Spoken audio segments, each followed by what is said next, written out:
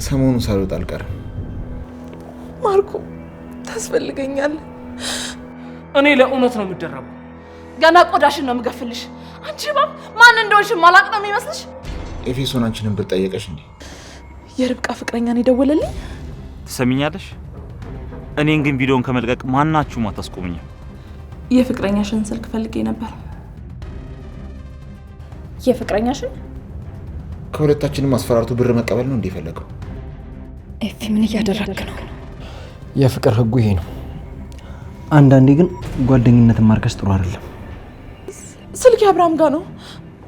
ቪዲዮቹን ላይ ይችላል። አታደርጊው። አባቴ እኔ ነኝ። ዲና ምን ነው ፈለግሽ? ምን የተፈጠረ ችግር አለ እንዴ? ቆያ ስልክ ምን ቢኖረው ነው እንደዚህ የፈለግሽው?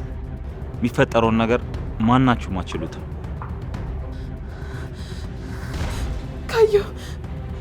ካየው እኮ ያልቅልናል እንዴ። አንቺ ልጅ ይቅርብሽ በቃ። እኔም ያንሰኛል።